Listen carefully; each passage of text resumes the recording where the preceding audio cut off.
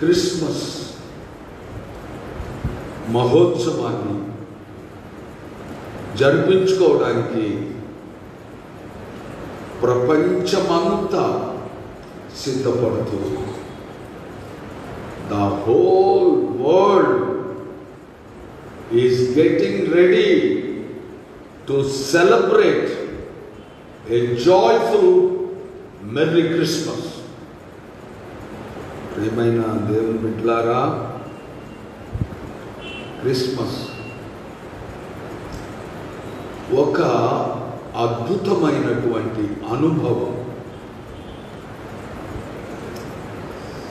ఒక మధురమైన అనుభవం.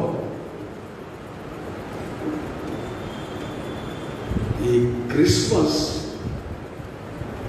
నీ జీవితంలో, నా జీవితంలో ఒక గొప్ప అనుభూతిగా, మధురమైన అనుభవంగా నిలిచిపోవాలి. దేవుని బిడ్డలారా, చాలా సందేహాలు, చాలా ప్రశ్నలు ఈనాడు ప్రజలు మాట్లాడుకుంటా ఉన్నారు. చాలా సందేహాలు వెలబుచ్చుతూ ఉన్నారు. యేసు క్రీస్తు డిసెంబర్ 25వ తారీఖున జన్మించాడా? ఇదొక పెద్ద ప్రశ్న, ఇదొక పెద్ద అనుమానం. అంతేకాకుండా క్రిస్మస్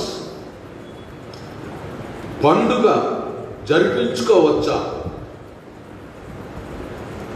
పండుగ చేసుకోవచ్చా?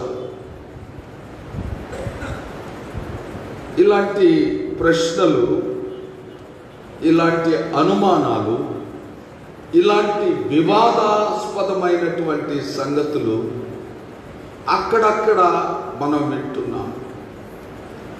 దేవుని బిడ్డలారా, ఒక్క విషయాన్ని పరిశుద్ధాత్మ దేవుడు మనకు స్పష్టంగా తెలియజేస్తున్నాడు. యేసు క్రీస్తు జన్మించాడు, ఈ భూమండలం మీద దేవాది దేవుడు మనిషిగా పుట్టాడు అనేది వాస్తవం. ఇదొక చరిత్రాత్మకమైన సంఘటన. The birth of Jesus Christ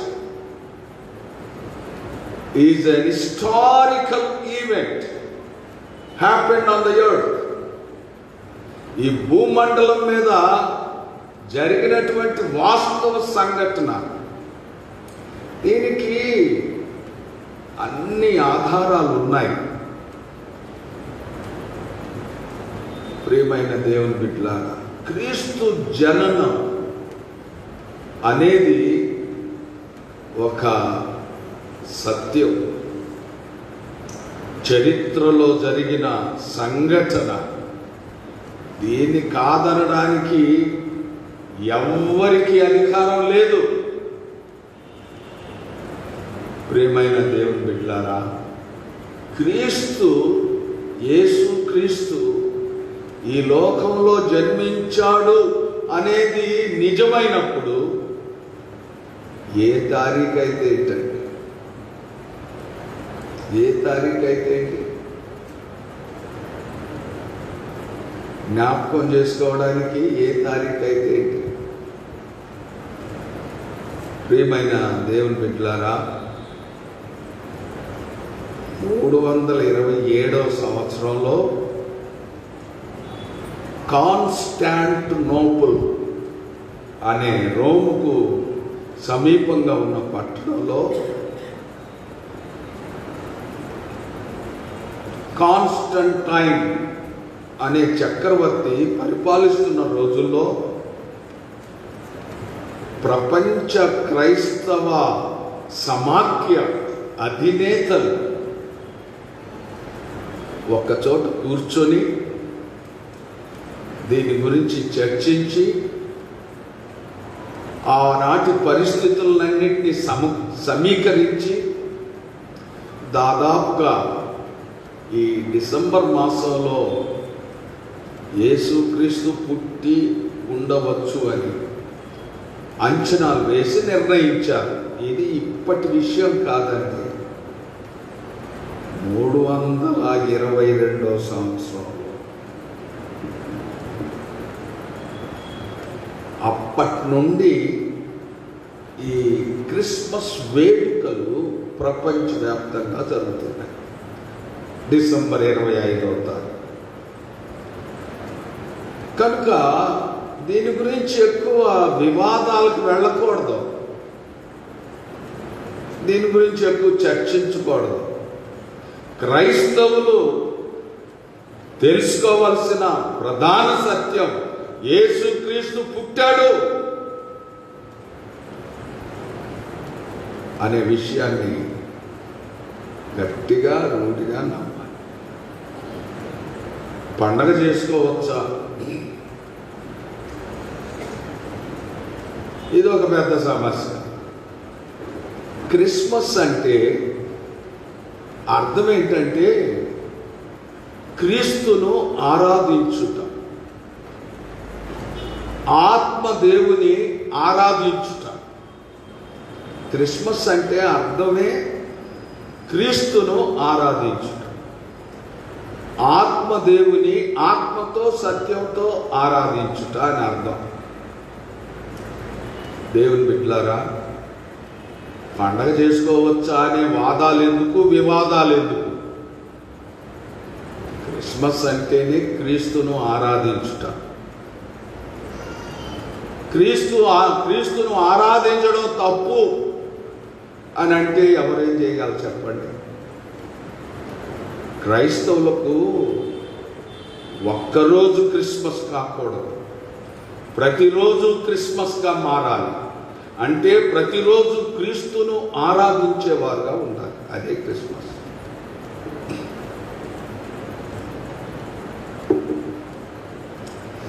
క్రీస్తును ఆరాధించడం తప్పనే వాడిని మనం ఏం చేయాలి? క్రిస్మస్ అంటే క్రీస్తును ఆరాధించుట, ఆత్మదేవుని ఆత్మతో సత్యంతో ఆరాధించడం. అది డిసెంబర్ 25 రోజునే కాదు, ప్రతిరోజు నీవు క్రిస్మస్ చేసుకోవచ్చు. నీవు క్రీస్తును ఆరాధించే ప్రతి క్షణము అది క్రిస్మస్. నీవు క్రీస్తును ఆరాధించే ప్రతిరోజు క్రిస్మస్. ప్రియమైనటువంటి దేవుని బిడ్డలారా, ఇవన్నీ వాదాలు వివాదాలు అవి క్రైస్తవులకు పనికిరావు. యేసుక్రీస్తు జననం ఒక అద్భుతం, అపూర్వమైనటువంటి సంఘటన. ప్రియమైనటువంటి దేవుని బిడ్డలారా, ఈరోజు జ్ఞానుల అనుభవం,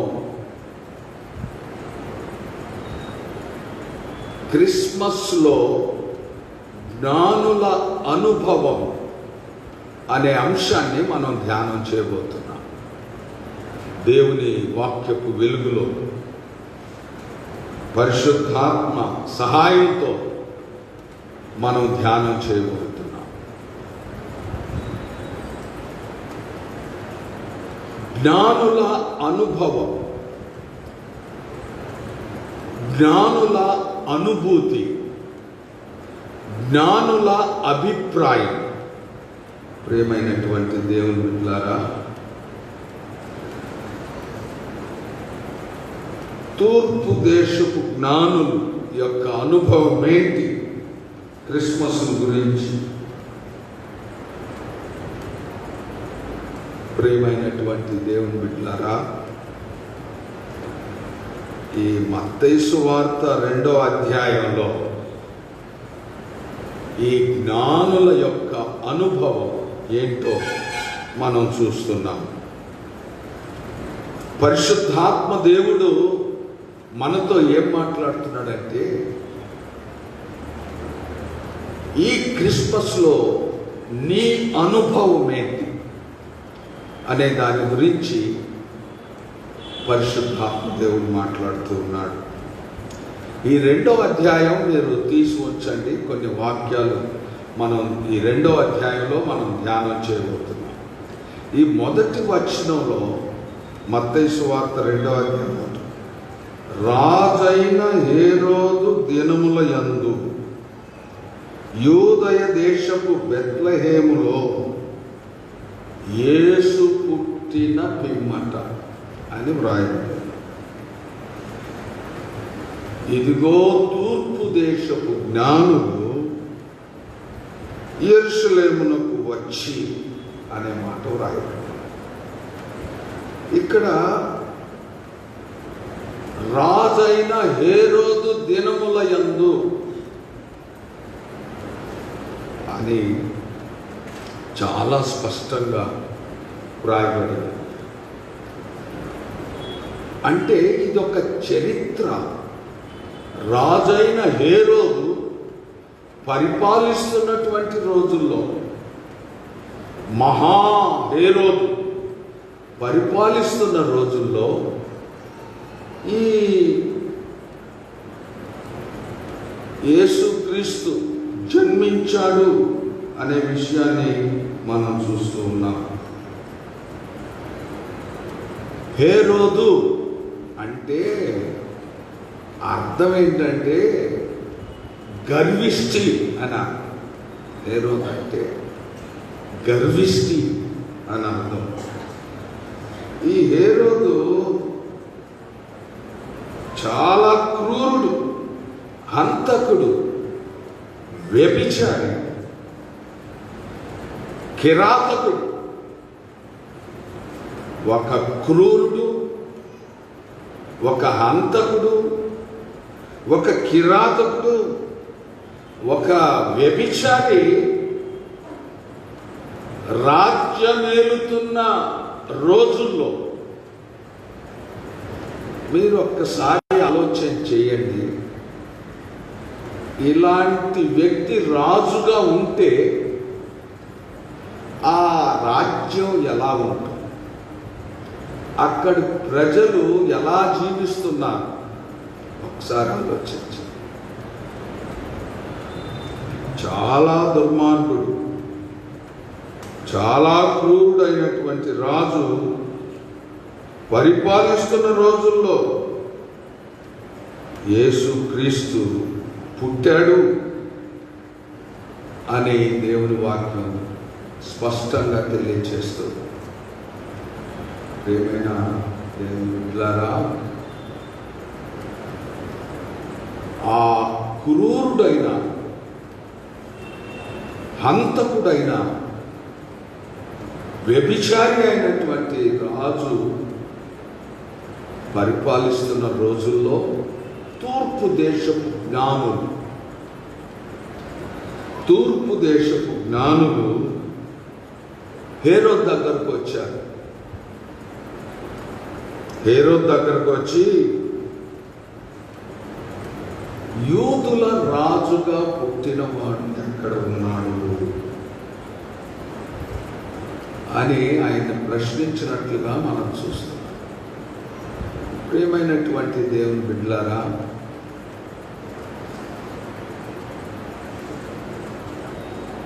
ఇక్కడ 4 ప్రాముఖ్యమైనటువంటి విషయాలు. జ్ఞానులు యేసుక్రీస్తును ఎలా అర్థం చేసుకున్నారు, యేసుక్రీస్తును ఎలా వారు స్వీకరించారు అనే విషయాన్ని 4 భాగాలుగా మనం చూస్తున్నాం. ఈ మత్తయి సువార్త 2వ అధ్యాయంలోనే ఈ 4 విషయాలు మనం చూస్తున్నాం. మొదటి విషయం మత్తయి సువార్త 2వ అధ్యాయం 2వ వచనం, యూదుల రాజుగా పుట్టి పుట్టినవాడు ఎక్కడ ఉన్నాడు? తూర్పు దిక్కున మేము ఆయన నక్షత్రమును చూచి ఆయనను పూజింపవచ్చితిమి. ప్రియమైన దేవుని బిడ్డలారా, ఆయనను పూజింపవచ్చితిమి. పూజించుట అంటే ఆరాధించుట, వర్షిప్. ప్రియమైన దేవుని బిడ్డలారా, we came to worship. యేసు క్రీస్తును ఆరాధించుటకు మేము వచ్చాము అనే విషయాన్ని వారు చేస్తున్నారు. ప్రియమైన దేవుని బిడ్డలారా, జ్ఞానుల యొక్క అనుభవం క్రీస్తు జననంలో, ఈ క్రిస్మస్లో జ్ఞానుల యొక్క మొదటి అనుభవం ఏంటంటే క్రీస్తును ఆరాధించుట. ఈ రోజుల్లో చాలామంది గ్రీటింగ్స్ పంచుకుంటూ ఉంటారు. ఈ గ్రీటింగ్స్ మీద ఎక్స్మస్ అని రాస్తూ ఉంటారు. ప్రియమైన దేవుని బిడ్డలారా, ఇది క్రిస్మస్, క్రైస్ట్ మాస్, కానీ ఎక్స్మస్ అని రాయకూడదు. క్రిస్మస్ అనేదాన్ని ఎక్స్మస్ అని రాయకూడదు, క్రిస్మస్ అని రాయాలి. క్రీస్తును ఆరాధించుట. ఈ జ్ఞానులు క్రీస్తును ఆరాధించుటకు నేర్చుకున్నారు. మేము ఆయన్ను పూజింపవచ్చితిమి. We came to worship Jesus Christ. వారి అనుభవం ఈ క్రిస్మస్లో నీ అనుభవం కూడా క్రీస్తును ఆరాధించుట అనే విషయం మాత్రమే ఉండాలి. తూర్పు దిక్కున మేము ఒక నక్షత్రాన్ని చూచాం. ప్రియమైనటువంటి దేవుని బిడ్డలారా, తూర్పు దిక్కున మేము ఒక నక్షత్రాన్ని చూచాం. అది, ఆ నక్షత్రం చాలా ప్రత్యేకమైనటువంటి నక్షత్రం, చాలా వింతైనటువంటి నక్షత్రం. Very special star in the sky. ఆకాశంలో కోటాను కోట్ల నక్షత్రాలు ఉన్నాయి. ఈ 147వ కీర్తనల్లో 4వ వచనంలో మనం చూస్తే నక్షత్రముల సంఖ్యను ఆయన నియమించి ఉన్నాడు, వాటికన్నిటికీ పేర్లు పెట్టి ఉన్నాడు అని వ్రాయ. నక్షత్రముల సంఖ్య అది ఎవరూ లెక్క పెట్టలేరు. ఒక్కొక్క గెలాక్సీలో పాలపుంతలు అని మనం చదువుకుంటాం. ఒక్కొక్క గెలాక్సీలో కోటాను కోట్ల నక్షత్రాలు. నక్షత్రాల సంఖ్యను ఎవరు లెక్క పెట్టలేరు. ఒకసారి దేవుడు అబ్రహాంతో మాట్లాడాడు. అబ్రహామా, నువ్వు బయటకు రా. అబ్రహాం గుడారంలోంచి బయటకు వచ్చాడు. ఒక్కసారి ఆకాశం వైపు చూడు, ఆ నక్షత్రాలను నువ్వు లెక్కించు అని దేవుడు అబ్రహాంతో చెప్పాడు. ఎవరికైనా సాధ్యమవుతుందా నక్షత్రాల సంఖ్యను లెక్క కట్టడం? ఏ మనుష్యుని వలన కాదు. ప్రియమైనటువంటి దేవుని బిడ్డలారా, కోటాను కోట్ల నక్షత్రాల్లో ఈ జ్ఞానులు చూచినటువంటి నక్షత్రం ఒక ప్రత్యేకమైన నక్షత్రం. A special star they found in the sky. అది ప్రత్యేకమైన నక్షత్రమే కాదు, అది ప్రకాశించే నక్షత్రం. More shining star, more shining star, a special star, and more shining star, వింతైన నక్షత్రాన్ని ఈ జ్ఞానం చూచారు. దాన్ని బట్టి వారు గ్రహించారు ఏంటంటే ఈ నక్షత్రం ఒక గొప్ప వ్యక్తి జననానికి సంకేతం. It's a symbol of a birth of a great person, a great king, a king of Kings.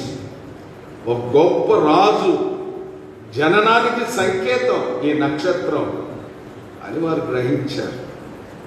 ప్రియమైన దేవుని బిడ్డలారా, వారు ఆ నక్షత్రాన్ని చూచారు. ఆ నక్షత్రం ఒక గొప్ప రాజు జననానికి సంకేతం అని గ్రహించారు. ఆ నక్షత్రాన్ని పూజించలేదు. ఆ నక్షత్రాన్ని పూజించలేదు. ప్రియమైన దేవుని బిడ్డలారా, వారు క్రీస్తును పూజించకు వచ్చారు. ప్రియమైన దేవుని బిడ్డలారా, యేసు క్రీస్తు మాత్రమే మన ఆరాధనకు పాత్రుడు. యేసు క్రీస్తు మాత్రమే మన స్తుతులకు ఆరాధనకు యోగ్యుడు. క్రిస్మస్లో క్రీస్తును తప్ప మరి దేనిని ఆరాధించకూడదు. నక్షత్రాన్ని ఆరాధించకూడదు, క్రిస్మస్ ట్రీని ఆరాధించకూడదు, క్రిస్మస్కు సంబంధించిన దేనిని కూడా ఆరాధించకూడదు. ప్రియమైన దేవుని బిడ్డలారా, ఇవన్నీ మనుషులు సింబాలిక్గా కల్పించినటువంటి Christmas star, Christmas tree, Christmas greetings, ఇవన్నీ వీటిని ఆరాధించకూడదు. క్రీస్తును మాత్రమే ఆరాధించాలి. వారు అంటున్నారు, తూర్పు దిక్కున మేము ఆయన నక్షత్రం చూచి ఆయనను పూజింపవచ్చితిమి. We came to worship Jesus Christ. ఈ క్రిస్మస్లో దేవుని బిడ్డలారా, మన దృష్టి అంతా కూడా క్రీస్తును ఆరాధించడంలో మాత్రమే ఉండాలి. దేవుని మందిరాన్ని ఆరాధించడం కాదు, దేవుని సేవకులను ఆరాధించడం కాదు, డెకరేషన్లను ఆరాధించడం కాదు, నక్షత్రాలను ఆరాధించడం కాదు, క్రిస్మస్ ట్రీలను ఆరాధించడం కాదు. క్రీస్తును మాత్రమే ఆరాధించాలి.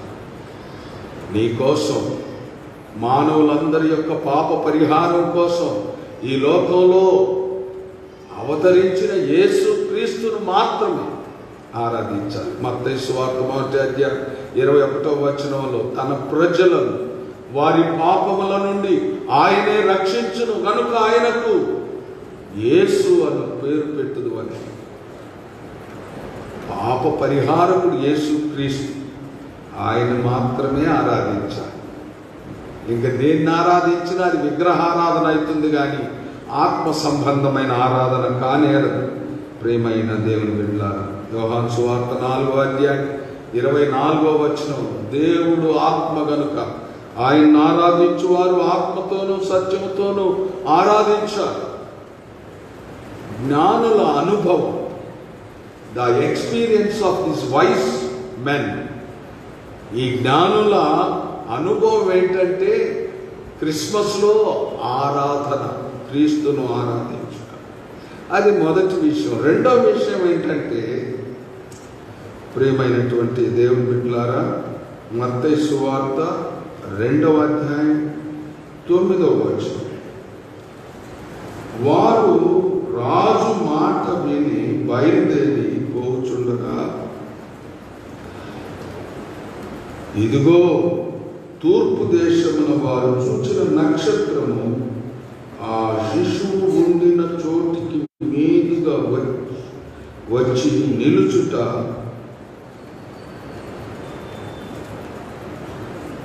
వారికి ముందు నిలుచు వరకు, ఆ శిశువు ఉండిన చోటికి మీదుగా వచ్చి నిలుచు వరకు వారికి ముందు నడిచెను. 9వ వచనం. ఈ వాక్యాన్ని బట్టి మనకు అర్థమైంది ఏంటంటే, జ్ఞానులు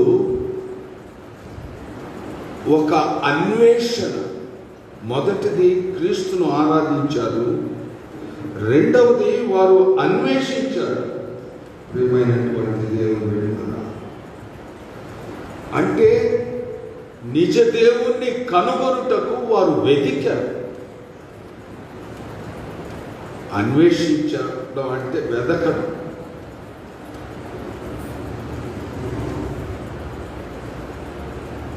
ఈ అన్వేషణలో వారు క్రీస్తును కనుగొనేంత వరకు వారు వెతికినట్లుగా మనం చూస్తున్నాం. యిర్మీయా గ్రంథం 29వ అధ్యాయం 13వ వచనం. మీరు నన్ను వెతికిన ఎడల, పూర్ణ మనస్సుతో నన్ను గూర్చి విచారణ చేసిన ఎడల, మీరు నన్ను కనుగొందురు, నన్ను నేను మీకు కనుపరుచుకుందును. ఎంత అద్భుతమైనటువంటి వాక్యం. ప్రియమైనటువంటి దేవుని బిడ్డలారా, మీరు నన్ను వెతికిన ఎడల, పూర్ణ మనసుతో నన్ను గురించి విచారణ చేసిన ఎడల, మీరు నన్ను కనుగొందురు, నన్ను నేను మీకు కనపరుచుకుందును.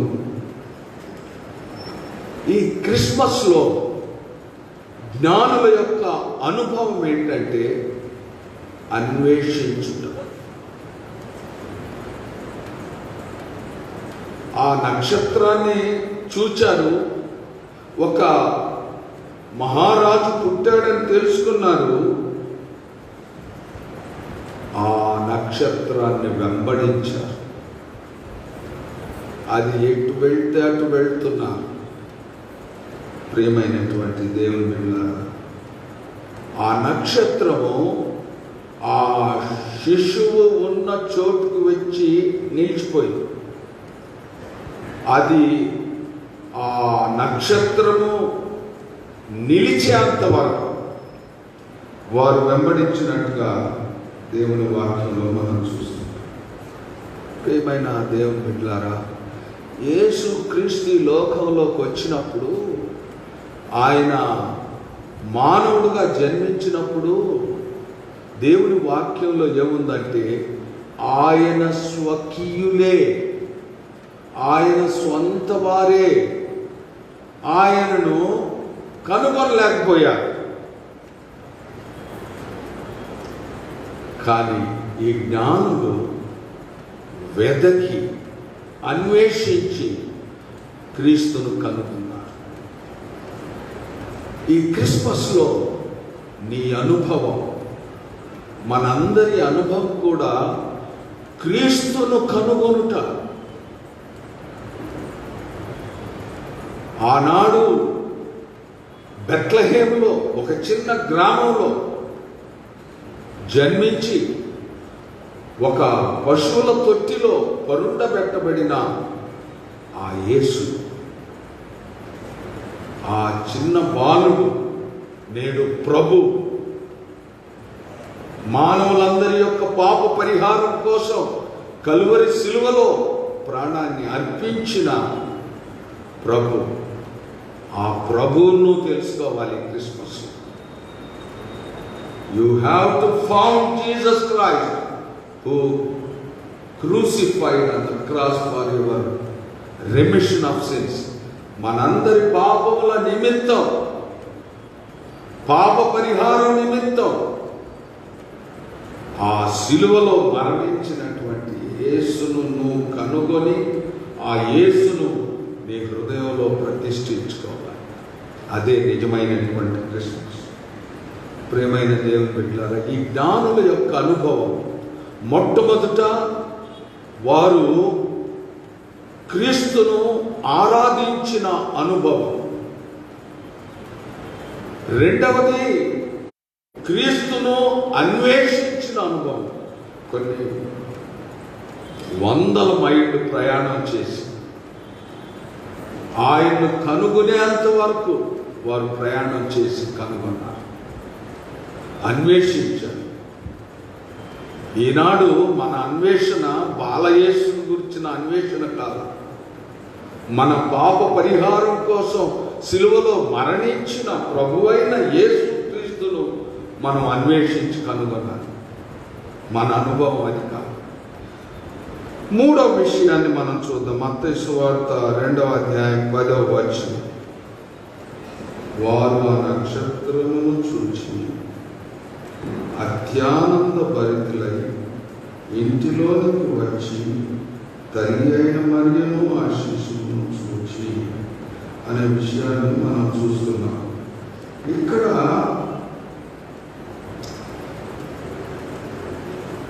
అత్యానంద భరితులయ్యారు. ఎప్పుడైతే ప్రభువును వారు చూచారో వారు అత్యానంద భరితులయ్యారు. క్రిస్మస్ అంటే సంతోషకరమైనటువంటి పండుగ, ఏ జాయ్ఫుల్ ఫెస్టివల్. గబ్రియేలు దూత పొలంలో గొర్రెలను కాచుకుంటున్నటువంటి ఆ గొర్రెల కాపరులకు ప్రత్యక్షమై, భయపడకుడి, మహా సంతోషకరమైన శుభవర్తమానం నేను మీకు తెలియచేస్తున్నాను. దావీదు పట్టణమందు నేడు రక్షకుడు మీ కొరకు పుట్టి ఉన్నాడు, ఈయనే ప్రభు అయిన క్రీస్తు అని ఆ గబ్రియేలు దూత ఆ గొర్రెల కాపరులతో చెప్పింది. వారు సంతోషించారు. ఇది మహా సంతోషకరమైన శుభవర్తమానం. ఈ క్రిస్మస్ పండుగలో ఆ జ్ఞానుల యొక్క అనుభవం ఏంటంటే వారు అత్యానంద భరితులయ్యారు. ఎప్పుడైతే మరియమ్మను యోసేపును శిశువును చూచారో వారు అత్యానంద భరితులయ్యారు అని దేవుని వాక్యంలో మనం చూస్తున్నాం. ప్రియమైనటువంటి దేవుని బిడ్డలారా, ఈనాడు ఈ క్రిస్మస్ మనందరికీ ఆనందాన్ని పంచేటువంటి పండుగగా ఉండాలి. ఈ పండుగలో మనం అంతా ఆనందించాలి, సంతోషించాలి. ఆ అనుభవంలో మనం ఉండాలి. యేసుక్రీస్తు పుట్టాడు అని అన్నప్పుడు హేరోదు ఏడ్చాడు, దుఃఖపడ్డాడు. యెరూషలేములో అందరూ కలవరపడ్డారు. యేసుక్రీస్తు జననం క్రీస్తు విరోధులకు గొప్ప కలవరాన్ని మిగిల్చింది. కానీ యేసుక్రీస్తును విశ్వసించిన వారికి అది సంతోషకరమైనటువంటిదిగా మనం చూస్తున్నాం. ప్రియమైన దేవుని బిడ్డలారా, ఈ క్రిస్మస్లో జ్ఞానుల యొక్క అనుభవాలు, మొట్టమొదటిగా వారు క్రిస్మస్లో క్రీస్తును ఆరాధించారు, ఆరాధించే అనుభవం. రెండవదిగా వారు క్రీస్తును అన్వేషించారు. కొన్ని వందల మైళ్ళు ప్రయాణం చేసి ఆయన వెదికి కనుగొన్నారు.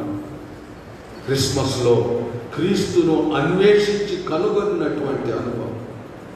మూడవది, వారు అత్యానంద భరితులయ్యారు. ప్రేమైన దేవుడు, అత్యానంద భరితులైనటువంటి అనుభవం. నాలుగో విషయం, ఈ 11వ వచనం,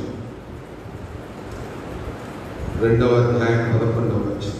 తమ పెట్టెలు నింపి బంగారమును సాంబ్రాణిని బోళమును ఆయనకు కానుకలుగా అర్పించారు, కానుకలుగా సమర్పించారు.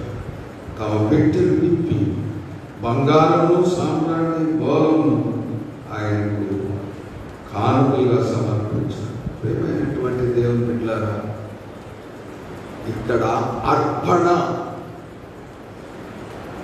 క్రిస్మస్లో వారి యొక్క అనుభవం ఏంటంటే అర్పణ.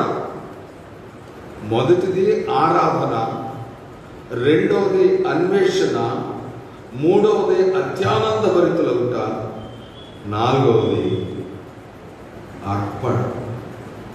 3 అర్పణలు ఇక్కడ మనం చూస్తున్నాం. బంగారం చాలా విలువైనటువంటి అర్పణ, సామ్రాణి చాలా విలువైనటువంటి, బోళం చాలా విలువైనటువంటి అర్పణ క్రీస్తుకు అర్పించినట్టుగా మనం చూస్తున్నాం. విలువ లేని అర్పణలు కాదు, చాలా విలువైనటువంటి అర్పణలు క్రీస్తుకు అర్పించినట్లుగా మనం చూస్తున్నాం. మనము ఈ క్రిస్మస్లో మనం అర్పించే అర్పణ అది విలువైనటువంటి అర్పణగా ఉండాలి. హన్న గొడ్రాలుగా ఉన్నది. షిలోహు దేవాలయంలో హన్న దేవునికి ప్రార్థన చేసి, నాకు ఒక మగ బిడ్డను దయచేయము అని ప్రార్థన చేసి, దేవుడు ఆమె ప్రార్థన విన్నాడు, ఆమె ప్రార్థనకు జవాబిచ్చాడు. ప్రియమైన దేవుని బిడ్డలారా, ఒక కుమారుని హన్నాకు దేవుడు అనుగ్రహించాడు. దేవుడు అనుగ్రహించిన కుమారుణ్ణి తిరిగి దేవునికి అర్పణగా అర్పించి, చాలా విలువైనటువంటి అర్పణ. గొడ్రాలుగా ఉన్నప్పుడు అనేకమైన నిందలు, అవమానములు ఆమె పొందింది. దేవుణ్ణి ప్రార్థించి పొందినటువంటి ఆ బహుమానం, ఆ విలువైనటువంటి కుమారుణ్ణి తిరిగి దేవునికి అర్పించింది. ప్రియమైనటువంటి దేవుని బిడ్డలారా, మనం ఏదైనా దేవునికి అర్పించవలసి వచ్చినప్పుడు ఆ అర్పణ విలువైనటువంటిదిగా ఉండాలి. విలువ లేనటువంటి అర్పణలు దేవునికి ఇవ్వకూడదు. దేవునికి ఏదైనా మనం అర్పణ అర్పిస్తే అది ఎంతో విలువైనదిగా ఉండాలి. ఇక్కడ ఈ జ్ఞానులు విలువైనటువంటి అర్పణలు, కానుకలు దేవునికి అర్పించారు, ప్రభువుకి అర్పించారు. బంగారం, ఈ బంగారం అనేది దైవత్వానికి సంకేతం. ఈ శిశువు మామూలు శిశువు కాదు, దైవాత్మ కలిగినటువంటి వాడు, దైవత్వం కలిగినటువంటి వాడు అనే సంకేతాన్ని తెలియజేస్తూ బంగారాన్ని ఆయనకు సమర్పించారు.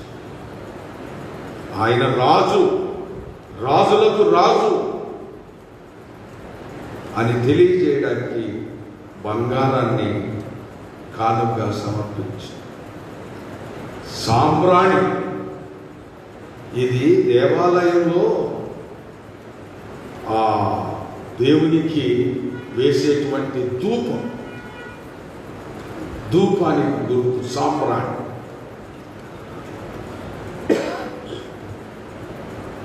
దీనిలో మనం ఏం చూస్తున్నామంటే యాజకత్వం. మొదటిది దైవత్వం, బంగారం, దీనిలో దైవత్వం. రెండవది సాంబ్రాణి, ఇది యాజకత్వానికి సంకేతం. యేసుక్రీస్తు ప్రధాన యాజకుడు, మంచి గొర్రెల కాపరి. యాజకుడు దేవాలయంలో దేవునికి బలి అర్పణ, గొర్రెలను, మేకలను, పశువులను, పక్షులను బలి అర్పించే పని చేస్తుంటాడు. యాజకత్వం యాజకుడు చేసే పని. కానీ యేసుక్రీస్తు ప్రధాన యాజకుడు.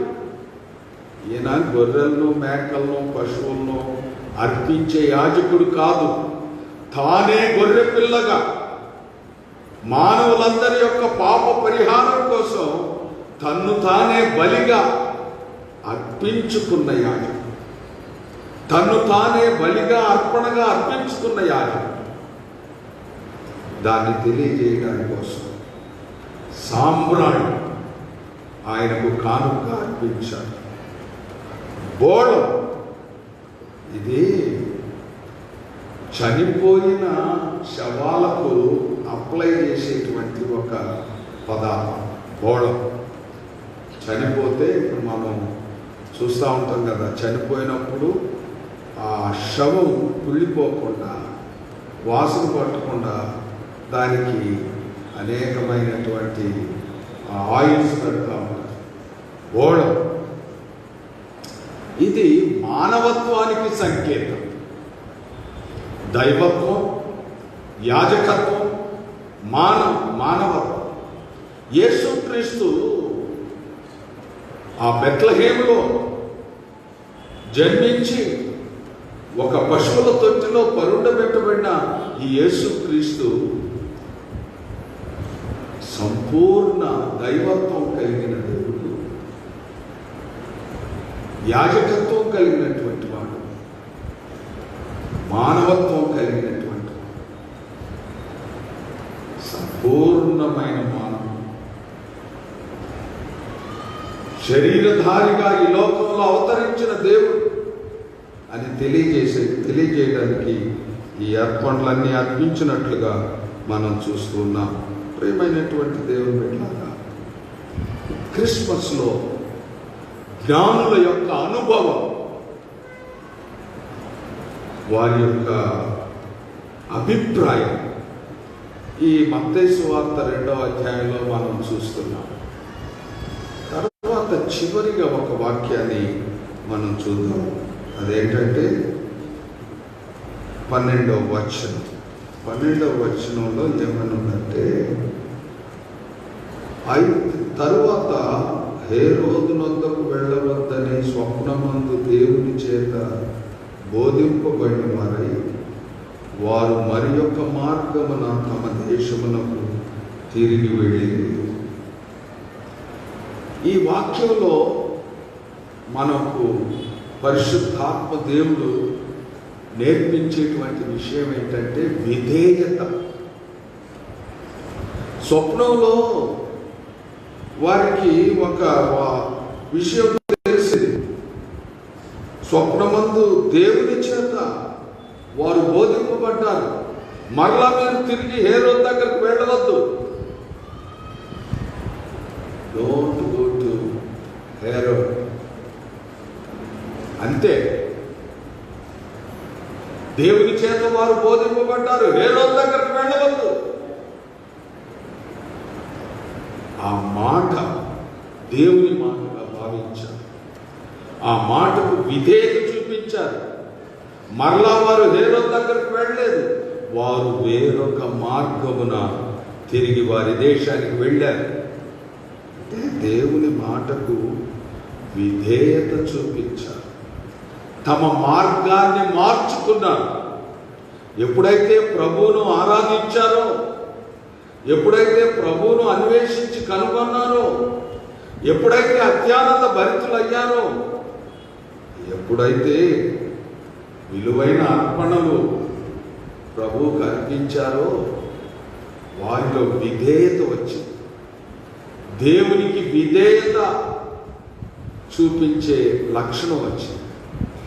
వారు తమ మార్గాన్ని మార్చుకొని తిరిగి వెళ్ళారు, వేరొక మార్గంలో వెళ్ళారు. ఇంతకుముందు నడిచిన మార్గం కాదు, ఒక నూతనమైనటువంటి మార్గంలో తిరిగి వారి దేశానికి వెళ్ళారు. ఈ క్రిస్మస్ నీ జీవితానికి ఒక అద్భుతమైన అనుభవం కావాలి. జ్ఞానులు పొందిన అనుభవం లాగా నీ అనుభవం కూడా ఒక మధురానుభూతిగా మిగిలిపోవాలి. క్రీస్తును మాత్రమే ఆరాధించాలి. మరి దేవుని ఎవరిని ఆరాధించుకోవాలి? బాలయేసుని కాదు, ప్రభువును నువ్వు కనుగొనాలి. అత్యానందంతో పండుగ జరిపించుకోవాలి. విలువైన అర్పణ ఆయనకు అర్పించాలి. విలువైనటువంటి అర్పణ నీవే. దేవునికి విలువైనటువంటి అర్పణ నీవే. నీ వెండి, నీ బంగారం, నీ ధనం, నీ భాగ్యం ఆయన అక్కర్లేదు. ఇవన్నీ ఆయన దృష్టిలో విలువైనటువంటివి కాదు. ఈ క్రిస్మస్లో నీవే ఆయనకు ఒక విలువైనటువంటి అర్పణ. నీ హృదయమే ఆయనకు విలువైనటువంటి అర్పణ. నీ దేహమే ఆయనకు ఆలయం. నీ దేహాన్ని దేవునికి ఆలయంగా మార్చాలి. నీ హృదయంలో ప్రభువును ప్రతిష్ఠించుకోవాలి. సజీవ యాగంగా నిన్ను నీవు సమర్పించుకోవాలి. నీవే నిజమైన అర్పణ. ఈ క్రిస్మస్లో నిన్ను నీవు ప్రభువుకు సమర్పించుకొని నీ హృదయంలో యేసుక్రీస్తును ప్రభువుగా ప్రతిష్ఠించుకుంటే ఈ క్రిస్మస్ ఎంతో సంతోషకరమైన క్రిస్మస్. నిజమైన క్రిస్మస్ ఆనందాన్ని, సంతోషాన్ని మనం అనుభవించగలం.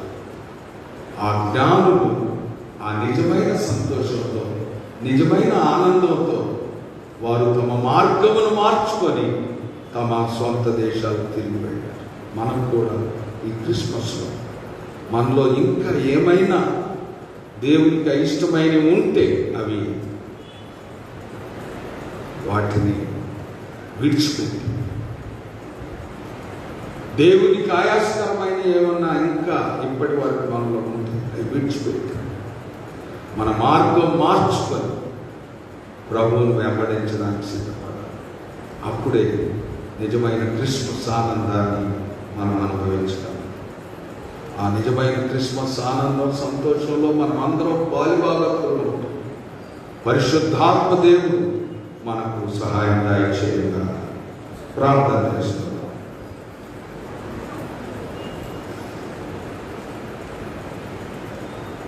పరిశుద్ధుడా, పరలోకమందున్న మా తండ్రి, నీకే వందనాలు, కృతజ్ఞతాస్తుతులు చెల్లిస్తున్నాను. ఆనాడు జ్ఞానుల యొక్క అనుభవాలు మా దృష్టిలో తీసుకొచ్చారు. జ్ఞానుల వలె మేము కూడా ఆ గొప్ప అనుభవాలు కలిగి నిజమైన క్రిస్మస్ ఆనందంలో, నిజమైన క్రిస్మస్ సంతోషంలో, నిజమైన క్రిస్మస్ ఆశీర్వాదంలో పాల్గొంటారు. మాకందరికీ సహాయం దయచేయండి. సంఘమంతటిని, ప్రతి కుటుంబాన్ని దీవించమని యేసు నామమున వేడుకొని